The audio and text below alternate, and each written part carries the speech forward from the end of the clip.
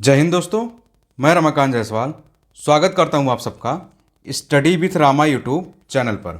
उम्मीद है दोस्तों आप सब स्वस्थ होंगे और बहुत ही बेहतरीन तरीके से अपने अपने एग्जाम की तैयारी कर रहे होंगे। आप सब अपने हिसाब से पढ़ाई कर रहे होंगे। आप सब जानते हैं दोस्तों हम सब क्या पढ़ रहे हैं, इंडियन पॉलिटी यानी भारतीय राज व्यवस्था को दोस्तों हम सब पढ़ रहे हैं। और हमने पिछले वीडियो में दोस्तों फंडामेंटल ड्यूटीज के बारे में यानी मूल कर्तव्यों के बारे में बहुत ही बेहतरीन तरीके से और विस्तार रूप से पढ़ा था और देखा था कि किस तरह से आपसे एग्जाम में क्वेश्चन पूछे गए हैं और किस तरह से आपसे एग्जाम में क्वेश्चन पूछे जाएंगे। तो हमने फंडामेंटल ड्यूटीज को दोस्तों आपको बताया गया था कुल 11 मूल कर्तव्य और 11 के 11 मूल कर्तव्यों के बारे में हमने बहुत ही बेहतरीन तरीके से बहुत ही अच्छे तरीके से पढ़ा था और अच्छे तरीके से समझ लिया था। आज दोस्तों हम इसी क्रम में राष्ट्रपति के बारे में पढ़ने वाले यानी प्रेसिडेंट के बारे में पढ़ने वाले। आप सब जानते हैं दोस्तों भारत का जो राष्ट्रपति है उसको किस तरह की शक्तियां मिली हैं, कौन कौन से उनको पावर्स मिले हैं, उनका नियुक्ति कैसे होती है, राष्ट्रपति का चुनाव कैसे होता है, राष्ट्रपति को उनके पद से कैसे हटाया जाता है, ये सब चीज़ें आज हम देखने वाले दोस्तों।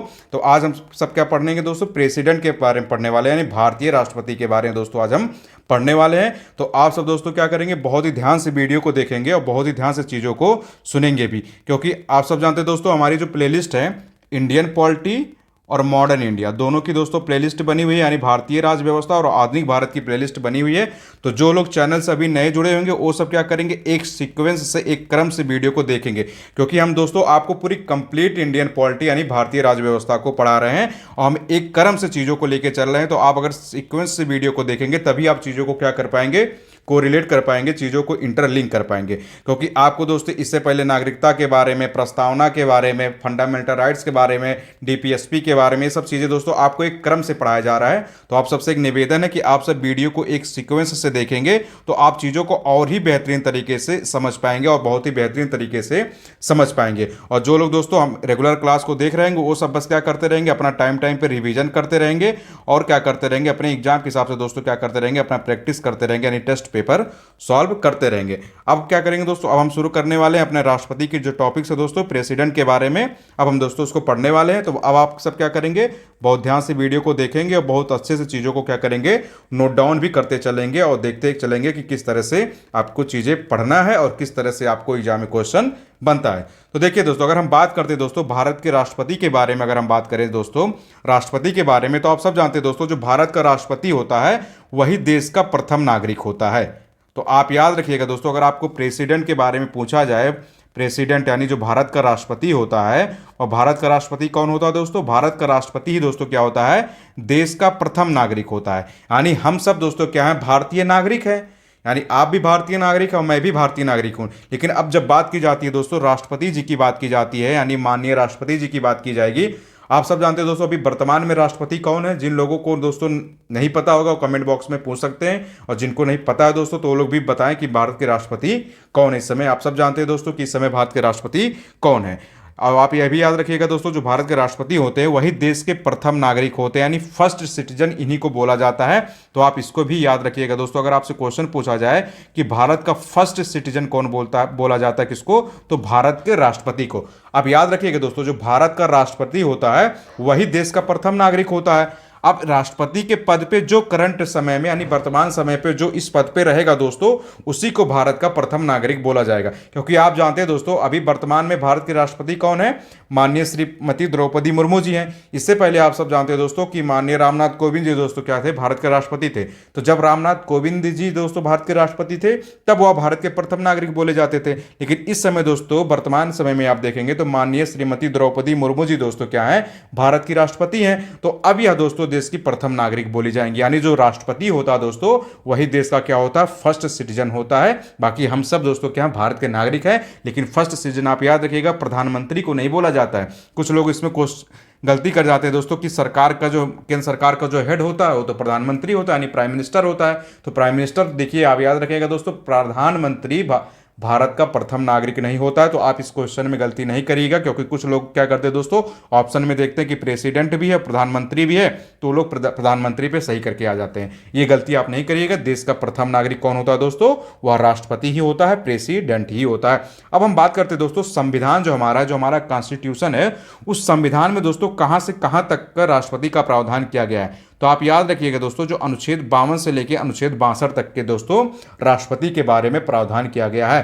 यानी हमारा जो संविधान है दोस्तों, संविधान में जो दोस्तों अनुच्छेद 52 से लेकर कहां तक दोस्तों 62 तक, यानी 52 से लेकर दोस्तों 62 तक दोस्तों किसके बारे में बताया गया है, राष्ट्रपति के बारे में बताया गया है, यानी प्रेसिडेंट के बारे में बताया गया है। तो आप याद रखिएगा दोस्तों, कहां से कहां तक, 52 से लेकर दोस्तों 62 तक राष्ट्रपति के बारे में बताया गया है, 52 से लेकर 62 तक। अब दोस्तों उम्मीद है कि आपको राष्ट्रपति के बारे में यह चीजें समझ में आ गई होंगी।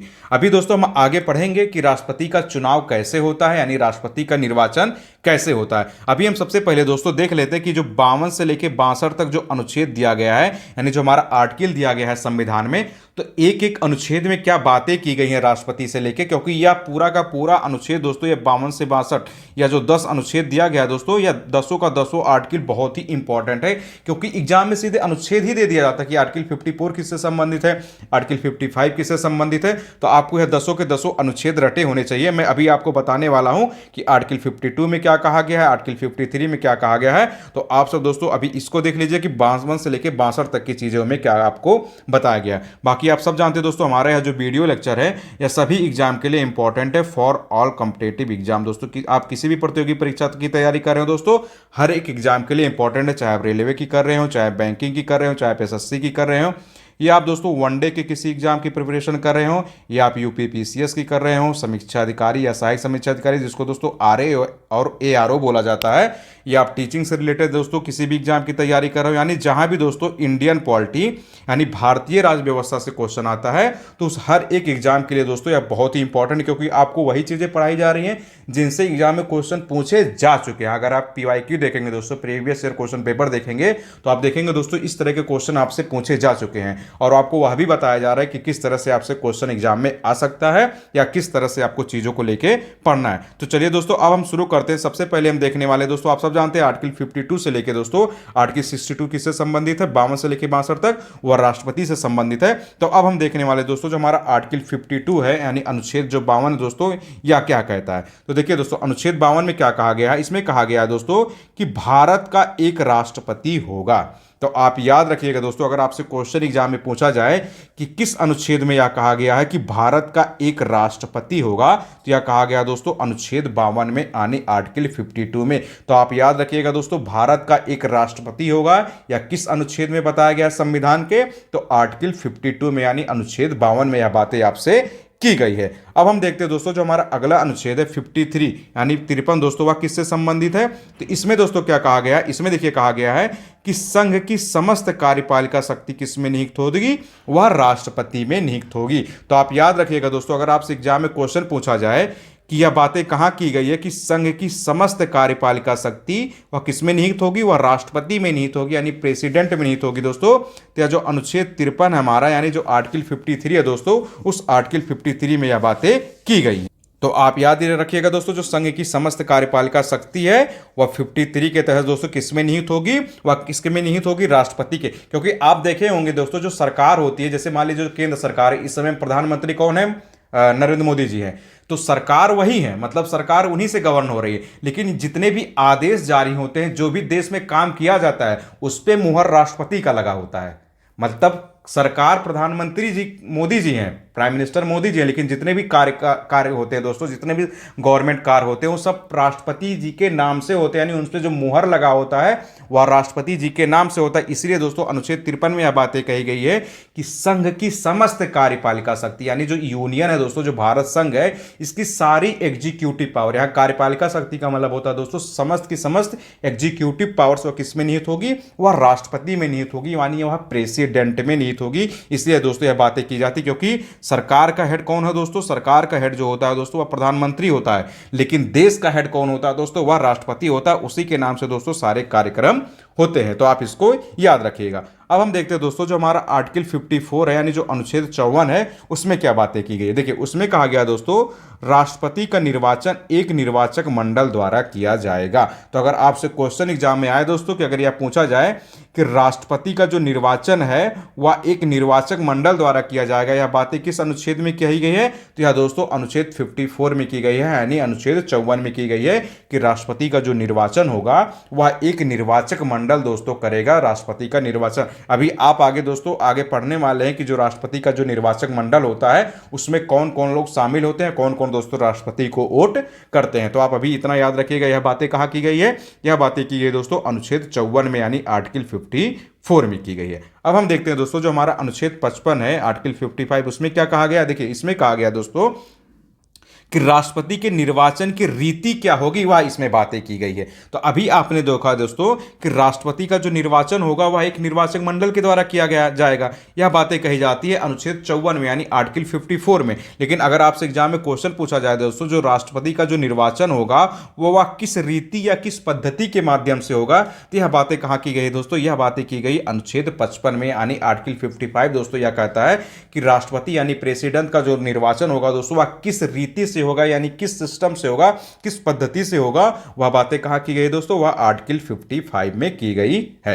अब हम देखने वाले दोस्तों जो अनुच्छेद 56 है यानी आर्टिकल 56 है उसमें क्या बातें की गई है। तो देखिए आर्टिकल 56 है दोस्तों, उसमें क्या कहा जाता है, उसमें कहा जाता है कि राष्ट्रपति का जो पदावधि है दोस्तों उसका उल्लेख किया जाता है, यानी राष्ट्रपति की जो पदावधि होगी दोस्तों वह पद ग्रहण करने की तारीख से 5 वर्ष तक होगी। तो अगर आपसे क्वेश्चन पूछा जाए दोस्तों कि राष्ट्रपति के पदावधि का उल्लेख क्या किया जाता है, तो वह किया जाता है दोस्तों आर्टिकल 56 में। पदावधि का मतलब होता है दोस्तों कि राष्ट्रपति अपने पद पर कब तक रहेगा, यानी उसका कार्यकाल कब तक रहेगा, उसका टर्म क्या रहेगा दोस्तों, वह किस अनुच्छेद में कहा गया है, वह आर्टिकल 56 में कहा गया है, वह 56 में दोस्तों इसका उल्लेख मिलता है। और कब से कब तक मिलता है दोस्तों, पद ग्रहण करने की तारीख से लेके 5 वर्ष तक वह अपने पद पर रहता है। यानी राष्ट्रपति दोस्तों जिस दिन अपना पद ग्रहण करते हैं दोस्तों उस दिन से लेके आने वाले 5 वर्ष तक दोस्तों क्या रहते हैं, वह अपने पद पर रहते हैं। यह बातें कहां कही गई दोस्तों, यह बातें आर्टिकल 56 यानी अनुच्छेद 56 में कही गई हैं। अब हम देखते हैं दोस्तों जो हमारा अनुच्छेद 57 है उसमें क्या बातें की गई 57 में, उसमें कहा गया दोस्तों कि राष्ट्रपति के पद के लिए किसी व्यक्ति के पुनः निर्वाचन की पात्रता की बातें की गई है। यानी आप जानते हैं दोस्तों हमारे यहाँ क्या होता है कि आप राष्ट्रपति के पद के लिए पुनः निर्वाचन की भी व्यवस्था की गई है। मतलब अगर कोई व्यक्ति राष्ट्रपति है तो वह दूसरी बार भी राष्ट्रपति बन सकता है। यह बातें कहाँ कही जाती है, यह बातें कही जाती है दोस्तों आर्टिकल 57 में यानी अनुच्छेद 57 में कही जाती है। जैसे अभी आपने देखा दोस्तों जो हमारे अभी जैसे अभी हमारे देख रहे हैं द्रौपदी मुर्मू जी, हमारे दोस्तों क्या माननीय द्रौपदी मुर्मू जी क्या है दोस्तों, राष्ट्रपति हैं। इससे पहले दोस्तों आप जानते हैं कि माननीय रामनाथ कोविंद जी दोस्तों क्या थे, राष्ट्रपति थे। लेकिन अगर मतलब वो चाहे तो दूसरे कार्यकाल के लिए भी चुने जा सकते थे उन्हें, यानी मतलब वो अपने पद पे दूसरी बार आने के लिए भी एलिजिबल थे। क्योंकि आप दोस्तों अगर भारत के पहले राष्ट्रपति जी के बारे में जानते होंगे जो कौन थे दोस्तों, डॉक्टर राजेंद्र प्रसाद जी। आप जानते हो दोस्तों कि वह 2 बार तो फुल रूप से क्या थे दोस्तों, भारत के राष्ट्रपति थे। वह तीसरी कार्यकाल के लिए भी दोस्तों भारत के राष्ट्रपति मतलब चुने जाने के लिए बात चल रही थी। तो आप याद रखिएगा दोस्तों हमारे यहाँ दोस्तों राष्ट्रपति के पद के लिए पुनः निर्वाचन की बातें कहाँ की गई है, यह बातें की गई दोस्तों आर्टिकल 57 में यानी अनुच्छेद 57 में दोस्तों यह बातें की गई हैं। आपको दोस्तों यहाँ जितने अनुच्छेद बताए जा रहे हैं वह सारे के सारे अनुच्छेद इंपॉर्टेंट है। क्योंकि आप अगर आप क्वेश्चन देखेंगे, बैक ईयर क्वेश्चन पेपर देखेंगे तो राष्ट्रपति से दोस्तों सीधे सीधे ये क्वेश्चन पूछा जाता है। एक तो आप ये आर्टिकल भी याद रखेंगे, दूसरा दोस्तों यह जो कॉन्सेप्ट है या कॉन्सेप्ट भी याद रखेंगे कि किस अनुच्छेद में यह बातें की गई है। यानी राष्ट्रपति से संबंधित दोस्तों जो लगभग 10-11 अनुच्छेद हैं, इन 10 के 10-11 अनुच्छेद दोस्तों आपको जुबान पे हमेशा रटे होने चाहिए। क्योंकि सीधे सीधे एग्जाम में क्वेश्चन आता है, कभी कभी या तो यह कॉन्सेप्ट दे दिया जाता है या तो कभी कभी अनुच्छेद दे दिया जाता है कि यह अनुच्छेद किससे संबंधित है या कॉन्सेप्ट किससे संबंधित है।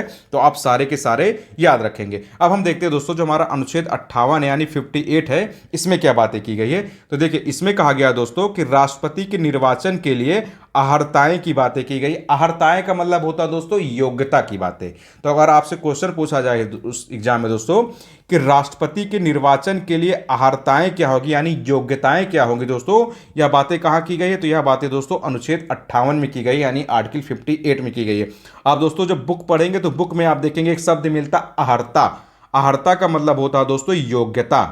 आप यहाँ कंफ्यूज मत होइएगा दोस्तों, अहर्ता का मतलब क्या होता है, अहर्ता का मतलब होता है दोस्तों योग्यता। मतलब राष्ट्रपति बनने के लिए क्या योग्यता होनी चाहिए। अहर्ता का मतलब होता है दोस्तों कि राष्ट्रपति आपको निर्वाचित होना है तो उसके लिए क्या योग्यता होनी चाहिए। यह बातें कहाँ की गई दोस्तों, यह बातें की गई दोस्तों अनुच्छेद 58 में यानी आर्टिकल 58 में यह बातें की गई है। अब हम बात करने वाले दोस्तों जो हमारा अनुच्छेद 59 है यानी जो अनुच्छेद 59 है उसमें क्या बातें की गई है। तो देखिए दोस्तों इसमें बात किया गया कि राष्ट्रपति के पद के लिए क्या शर्तें होंगी वह बातें की गई है। तो यानी अगर आपसे क्वेश्चन एग्जाम में आए दोस्तों कि राष्ट्रपति के पद के लिए क्या क्या शर्तें होंगी, यह बातें कहाँ की गई है, तो यह बातें की गई दोस्तों अनुच्छेद 58 में यानी आर्टिकल 59 में। तो आप भूलिएगा नहीं दोस्तों, अगर राष्ट्रपति के पद के लिए यानी जो राष्ट्रपति का पद होता है उसके लिए क्या शर्तें रखी जाएंगी यानी क्या कंडीशन है दोस्तों, यह बातें कहाँ की गई है, यह बातें की गई दोस्तों अनुच्छेद 59 में यानी आर्टिकल 59 में दोस्तों यह बातें की गई है।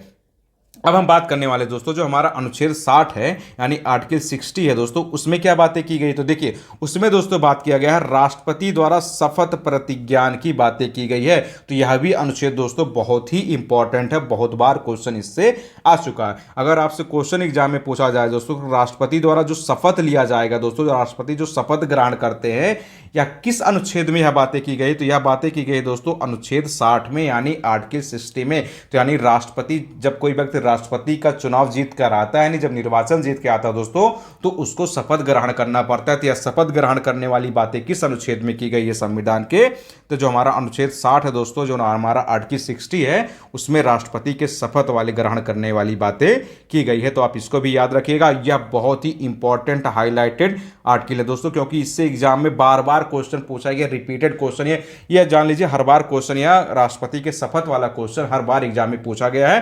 तो आप याद रखिएगा दोस्तों आर्टिकल 60 यानी अनुच्छेद 60 के बारे में। अब हम देखने वाले दोस्तों जो हमारा अनुच्छेद 61 है यानी आर्टिकल 61 है उसमें क्या बातें की गई है। तो देखिए दोस्तों इसमें राष्ट्रपति पर महाभियोग की प्रक्रिया की बातें की गई है। तो आप यह भी क्वेश्चन याद रखिएगा दोस्तों, यह भी आपसे कई बार एग्जाम में पूछ लिया गया है। तो यह भी बहुत ही इंपॉर्टेंट आर्टिकल है दोस्तों, अनुच्छेद 61 है यानी आर्टिकल 61 है दोस्तों, यह राष्ट्रपति पर महाभियोग की प्रक्रिया की बात करता है। महाभियोग का मतलब होता है दोस्तों इम्पीचमेंट। अब आपको आगे पढ़ाया जाएगा दोस्तों कि इम्पीचमेंट की प्रोसेस कैसे होती है, महाभियोग की प्रक्रिया क्या होती है, इसके बारे में मैं आपको आगे विस्तार से पढ़ाने वाला हूं। तो अभी आप बस इतना यहां याद रखिएगा दोस्तों, राष्ट्रपति पर जो महाभियोग लाया जाता है यानी जो महाभियोग की प्रोसेस होती है, जो इम्पीचमेंट की प्रोसेस होती है दोस्तों, या किस अनुच्छेद में दिया गया है, तो जो हमारा अनुच्छेद 61 है दोस्तों, आर्टिकल जो 61 है दोस्तों, इसमें यह बातें की गई। तो यह भी बहुत ही इंपॉर्टेंट अनुच्छेद है दोस्तों, इसको भी आप हाईलाइट कर लीजिएगा क्योंकि यह भी एग्जाम में आपसे कई बार सवाल इससे बन चुके हैं। अब हम देखने वाले दोस्तों जो हमारा अनुच्छेद 62 है आर्टिकल 62 है उसमें क्या बातें की गई है। तो देखिए दोस्तों इसमें बातें जो की गई उसमें कहा गया है कि राष्ट्रपति के पद रिक्ति को भरने के लिए चुनाव कराने के समय की बातें की गई है। तो देखिए क्या होता है दोस्तों, मान लीजिए किसी कंडीशन में, मान लीजिए राष्ट्रपति की डेथ हो जाती है या राष्ट्रपति को दोस्तों उनके पद से रिमूवल हो जाता है या कोई और कारण हो जाए दोस्तों, मान लीजिए कि राष्ट्रपति का पद रिक्त है यानी राष्ट्रपति का जो पद अगर मान लीजिए खाली हो जाए दोस्तों, मान लीजिए उनका कार्यकाल ही पूरा हो गया, उनका टेन्योर ही पूरा हो गया है, तो इस रिक्ति को भरने के लिए जो दोस्तों चुनाव कराने का जो समय होगा यानी जो इसका टाइम पीरियड होगा दोस्तों, वह किस अनुच्छेद में दिया गया है, वो अनुच्छेद 62 यानी आर्टिकल 62 में दिया गया है। यानी अगर मान लीजिए कोई मौजूदा व्यक्ति है दोस्तों, उसका टेन्योर खत्म हो जा रहा है राष्ट्रपति के पद पर, या दोस्तों मान लीजिए वो उनकी डेथ हो जा रही है, या मान लीजिए कोई और कारण से दोस्तों उनके पद से रिमूवल कर दिया गया है, तो इसके लिए जो चुनाव कराया जाएगा राष्ट्रपति का, जो फिर से चुनाव होगा दोस्तों, उसके लिए क्या समय होगा, क्या टाइम पीरियड होगा, यह बातें कहाँ की गई दोस्तों, यह बातें की गई है अनुच्छेद 62 में यानी आर्टिकल 62 में। तो दोस्तों उम्मीद है आपको जो आर्टिकल 52 से लेके दोस्तों आर्टिकल 62 यानी अनुच्छेद 52 से लेके दोस्तों अनुच्छेद 62 तक की सारी चीज़ें बहुत ही बेहतरीन तरीके से समझ में आ गई होंगी, क्योंकि दोस्तों यह दसों के दसों अनुच्छेद बहुत ही इंपॉर्टेंट है, क्योंकि इससे एग्जाम में क्वेश्चन बहुत ही बड़ी मात्रा में पूछे जाते हैं और आपके लिए बहुत ही जरूरी है जानना कि किस किस अनुच्छेद में क्या क्या बातें की गई है। तो मैं आपको एक क्विक रिविजन करा दे रहा हूं दोस्तों ताकि आप इसको अच्छे से याद रखिए। देखिए दोस्तों जो हमारा आर्टिकल 52 है वह किसकी बात करता है कि भारत का एक राष्ट्रपति होगा। जो हमारा आर्टिकल 53 है दोस्तों वह क्या कहता है कि संघ की समस्त कार्यपालिका शक्ति किस में निहित होगी,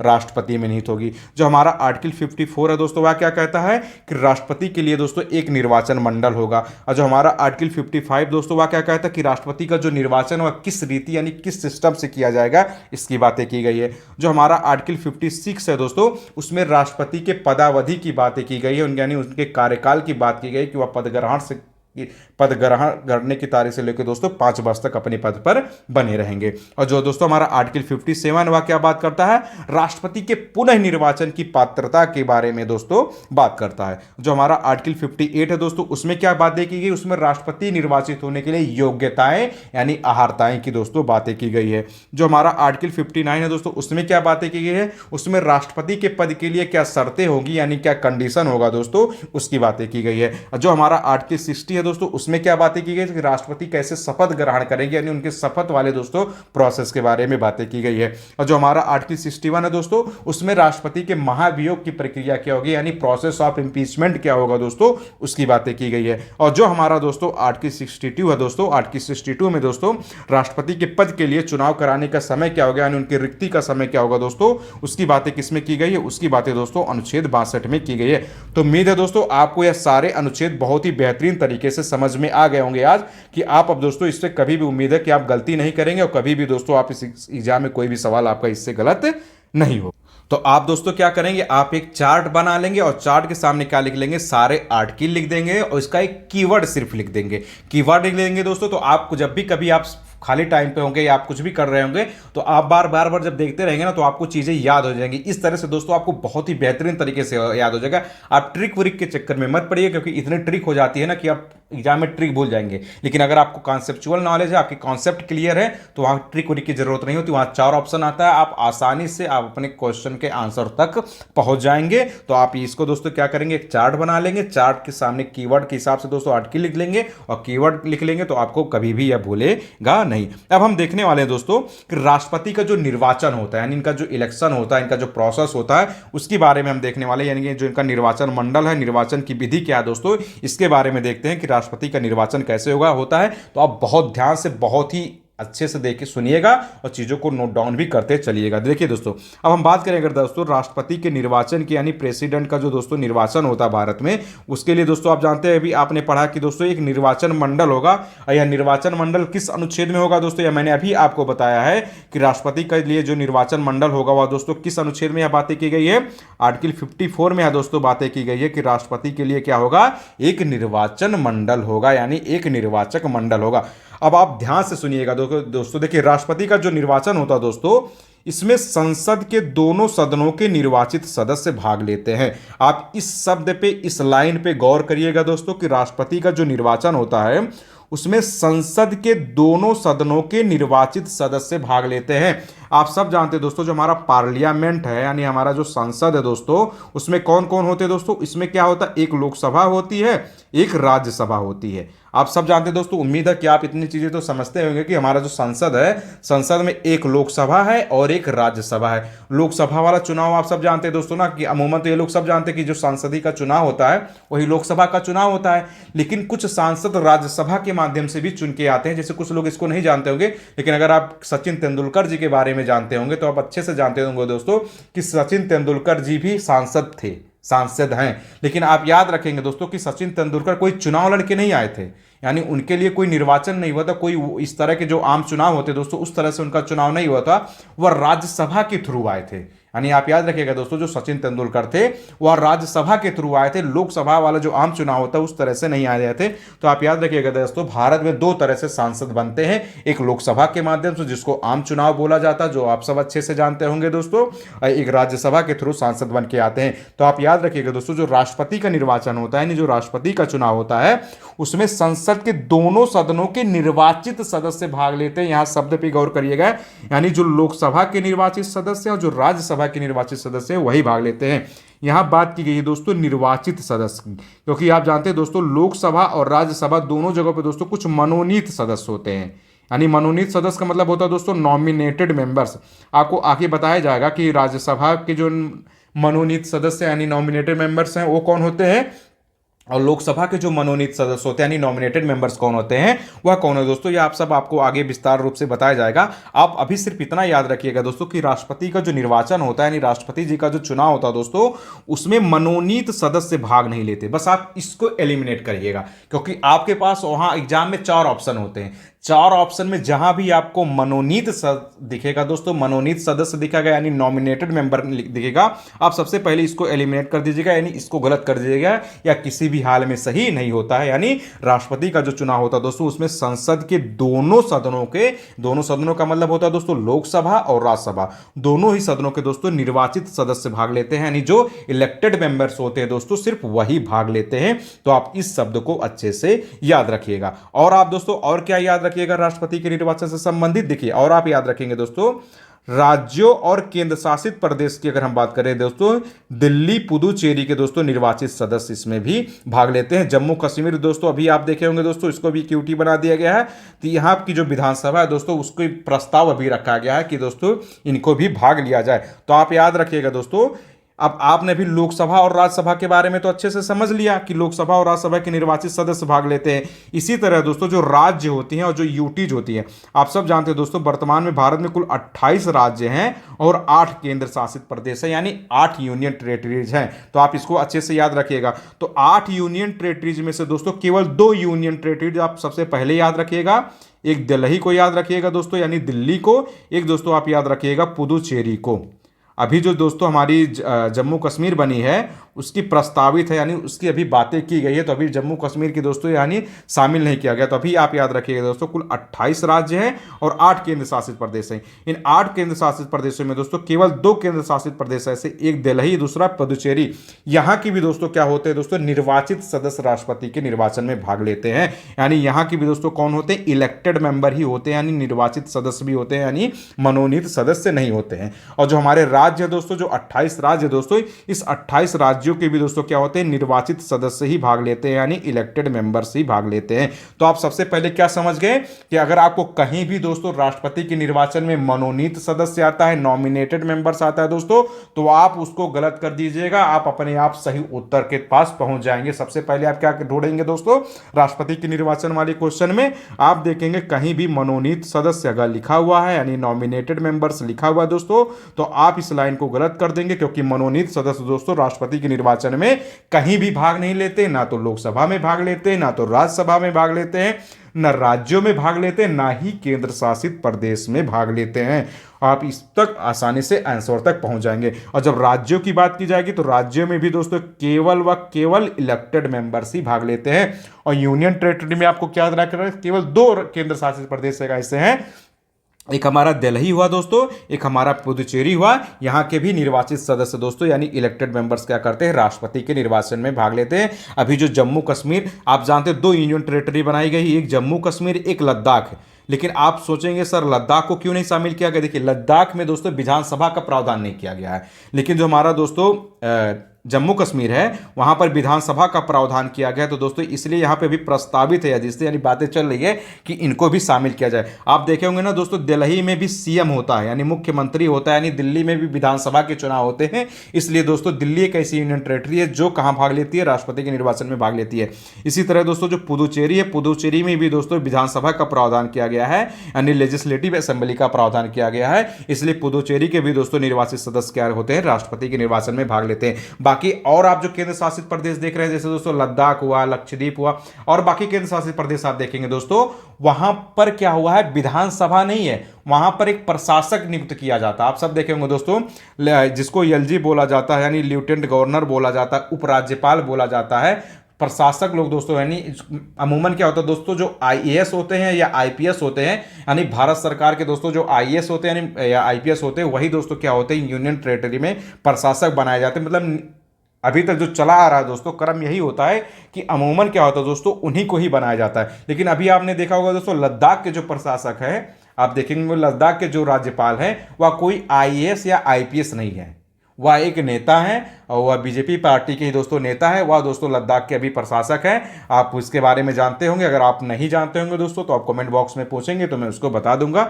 या आपके ऊपर छोड़ रहा हूं कि आप सर्च करिए कि लद्दाख के इस समय दोस्तों एलजी कौन है। और जब लद्दाख दोस्तों यूनियन टेरिटरी बना था तो पहले एलजी कौन बनाए गए थे। तो आपके लिए 2 क्वेश्चन छोड़ के मैं जा रहा हूं, एक लद्दाख है और दोस्तों एक जम्मू कश्मीर। यानी जब लद्दाख और जम्मू कश्मीर को यूनियन टेरिटरी बनाया गया था तो दोनों के पहले पहले एलजी कौन थे आपको यह बताना है, और वर्तमान में कौन है आपको यह भी बताना है। तो उम्मीद है दोस्तों आपको राष्ट्रपति के लिए जो निर्वाचक मंडल है यानी उनका निर्वाचन में कौन कौन शामिल होता है यह चीजें बहुत ही बेहतरीन तरीके से समझ में आ गई हो कि राष्ट्रपति के निर्वाचन में कौन कौन शामिल होते हैं। अब आप देखेंगे दोस्तों राष्ट्रपति के निर्वाचन की विधि क्या होगी यानी रीति क्या होगी, इसके बारे में हम देखने वाले हैं। आपने देखा था दोस्तों राष्ट्रपति की जो निर्वाचन की विधि यानी जो रीति है वह किस अनुच्छेद में बताया गया है, या जो हमारा आर्टिकल 55 है दोस्तों उसमें बातें की गई। इसलिए आपसे बताया गया दोस्तों कि आप सारे के सारे अनुच्छेद क्या करिएगा रट लीजिएगा, क्योंकि यह एग्जाम में दोस्तों आपके लिए बहुत ही यूजफुल होगा और क्वेश्चन सीधे सीधे आते हैं। तो देखिए दोस्तों राष्ट्रपति की निर्वाचन की जो विधि है जो रीति है वह कैसी होती है। देखिए सबसे पहले आप याद रखिए दोस्तों राष्ट्रपति का जो निर्वाचन होता है वह आनुपातिक प्रतिनिधित्व प्रणाली के आधार पर होता है, एकल संक्रमणीय मत के माध्यम से होता और गुप्त मतदान होता है। तो आप सबसे पहले याद रखिएगा दोस्तों एक शब्द आनुपातिक प्रतिनिधित्व प्रणाली, यानी राष्ट्रपति का जो निर्वाचन होता है दोस्तों वह आनुपातिक प्रतिनिधित्व प्रणाली के आधार पर होता है और एकल संक्रमणीय मत के आधार पर होता है दोस्तों और गुप्त मतदान होता है। तो आप ये तीन के तीन शब्द याद रखिएगा, आपको आगे बताया जाएगा कि आनुपातिक प्रतिनिधित्व प्रणाली क्या है और एकल संक्रमणीय मत क्या है यानी सिंगल ट्रांसफरेबल वोट क्या है दोस्तों। यह सब चीजें दोस्तों आपको आगे बताई जाएगी। बस आप यहां इतना याद रखिएगा राष्ट्रपति के निर्वाचन की विधि क्या है, रीति क्या है, क्योंकि एग्जाम में दोस्तों यह सीधे सीधे क्वेश्चन आता है कि राष्ट्रपति का निर्वाचन आनुपातिक प्रतिनिधित्व प्रणाली के आधार पर किया जाता है या नहीं। तो आप याद रखिएगा दोस्तों इनका निर्वाचन आनुपातिक प्रतिनिधित्व प्रणाली के आधार पर होता है, एकल संक्रमणीय मत के माध्यम से होता है यानी सिंगल ट्रांसफरेबल वोट के माध्यम से होता है, और राष्ट्रपति का दोस्तों जो निर्वाचन होता है वह गुप्त मतदान होता है, यानी वहां पर गुप्त रूप से दोस्तों वोटिंग होता है राष्ट्रपति के निर्वाचन में। तो आप इतनी चीजें दोस्तों अच्छे से याद रखिएगा कि राष्ट्रपति के निर्वाचक मंडल में कौन कौन शामिल होता है और राष्ट्रपति के निर्वाचन के लिए दोस्तों विधि क्या होती है। आप इन सारी चीजों को बहुत ही अच्छे से याद रखिएगा। तो उम्मीद है दोस्तों आपको राष्ट्रपति जी के बारे में उनका निर्वाचक मंडल क्या है, निर्वाचक मंडल में कौन शामिल होते हैं, यह भी चीजें बहुत अच्छे से समझ में आ गया होगा, और राष्ट्रपति के दोस्तों निर्वाचन की विधि क्या होती है यह भी चीजें आपको दोस्तों बहुत ही बेहतरीन तरीके से समझ में आ गया होगा। फिर भी दोस्तों इतने अच्छे से बताने के बाद अगर आपका कोई डाउट रह जाता है, आप कुछ चीजें नहीं समझ पाए होंगे तो आप दोस्तों कमेंट बॉक्स में दे देंगे, मैं उसका रिप्लाई करूंगा। लेकिन अगर आप दोस्तों वीडियो को 2-3 बार देखेंगे तो उम्मीद है कि आपको कोई डाउट रह ही नहीं जाएगा, क्योंकि आपको दोस्तों बहुत ही आसान तरीके से बहुत अच्छे से पढ़ाया जा रहा है। तो चलिए दोस्तों अब चलते चलते बस आप सबसे एक छोटा सा निवेदन है कि आप हमारे यूट्यूब चैनल दोस्तों स्टडी विथ रामा, आप दोस्तों हमारे YouTube channel study with Rama को दोस्तों क्या कर लेंगे सब्सक्राइब कर लेंगे, और इसको अपने दोस्तों में अपने फ्रेंड सर्किल में क्या कर देंगे शेयर कर देंगे, यानी आपके रिलेटिव में आपके भाई बहन में आपके फ्रेंड सर्किल में दोस्तों कोई भी अगर किसी भी प्रतियोगी परीक्षा की तैयारी कर रहा हो, किसी भी कॉम्पिटेटिव एग्जाम की तैयारी कर रहा हो तो उन तक दोस्तों क्या कर देंगे वीडियो शेयर कर देंगे, ताकि उनकी भी दोस्तों तैयारी को मजबूती मिलता रहे और उनको भी दोस्तों यह चीज़ें समझ में आए कि किस तरह से पढ़ाई करना चाहिए और किस तरह से एग्जाम में क्वेश्चन आते रहते हैं। बाकी जो आगे की चीज़ें दोस्तों हम अपने नेक्स्ट वीडियो में पढ़ेंगे कि राष्ट्रपति के पद की योग्यताएं क्या है, या राष्ट्रपति के चुनाव में नामांकन कैसे कैसे होता है, यह सब चीजें दोस्तों हम आगे पढ़ने वाले हैं। तो बहुत बहुत धन्यवाद दोस्तों आप सबका वीडियो देखने के लिए। जय हिंद माय डियर फ्रेंड।